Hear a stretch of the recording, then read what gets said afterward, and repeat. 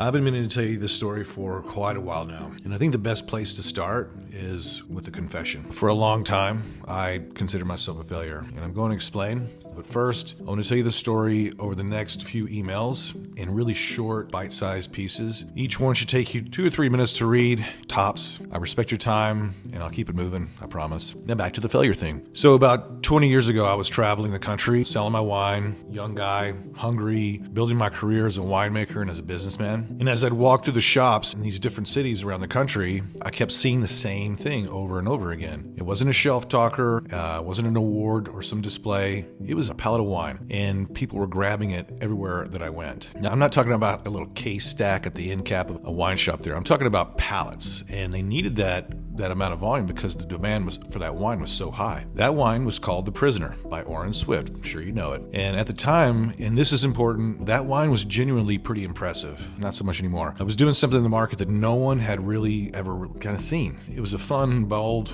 unorthodox red blend, and it just kind of jumped off the shelf. I stood there looking at it, and the thought came to me, I can do that. And so naively, I tried to do it. So I went home and started working on my own fun, unorthodox red blend, a wine that would let me show off my blending abilities, a high-impact crowd pleaser that was fun, bold, easy to love. I came up with the name Vicarious. And on the back of every bottle of wine since day one, I wrote the words that are still there to this day, which are, experience my passion vicariously through the wine in your glass. That was 2005. My target was The Prisoner. That's who I was trying to compete with. That was the benchmark. And then I watched what happened to The Prisoner over the next several years. It got bought, then it got bought again. The production scaled to what was probably over 1 million cases of wine. The purchase prices for that brand were astronomically high. It was just unbelievable. Dave Finney really built something that, from a pure business standpoint, is one of the most successful and impressive wine brands in modern history. I truly respect the game. And me, I didn't have 1 million cases. I didn't get acquired for 9 figures. I didn't have any of that. So what did I have? For a while,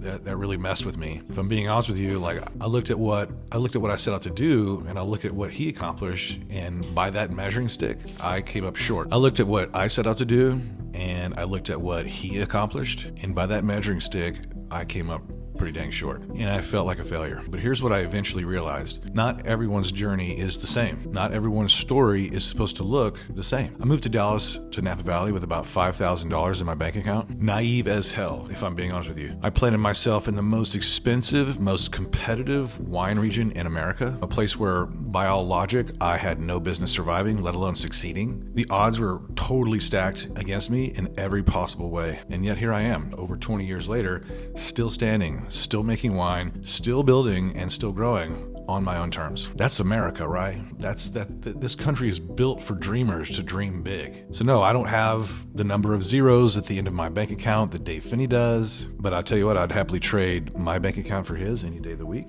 I say that all the time. I'll be the first to admit it, but what I do have is something that I built with my own hands, in my own way, that's still here and still mine. And then one day, about 5 years ago, I was walking into my local grocery store there in St. Helena, not really thinking about any of this, obviously, just grabbing whatever I came in there to grab. And as I passed through the wine aisle, which I always do, I stopped because I noticed something. At eye level, right there in the premium section, was my Vicarious Red Blend standing shoulder to shoulder with The Prisoner. Nobody planned that. It wasn't a merchandising deal or a placement that I paid for. It was completely random, but there it was, the wine that inspired me to start this whole brand, and the wine that I made because of it, competing side by side on the same exact shelf. That was the moment that I stopped calling myself a failure. Some of you already know Vicarious. You may have had it many times. Others are probably hearing about it for the very first time right now because our list has been growing pretty consistently. Either way, I don't think any of you truly know the full backstory of that wine until now. And this is a story, and this story is far from over because what Vicarious has become over these 20 years is something that I don't think, again, most people truly understand. And it starts with what happened to The Prisoner's reputation because that part of the story took a turn nobody really saw coming. In the meantime, I'd love to hear from you. If you've had Vicarious before, tell me about it. What did you think? What did you pair it with?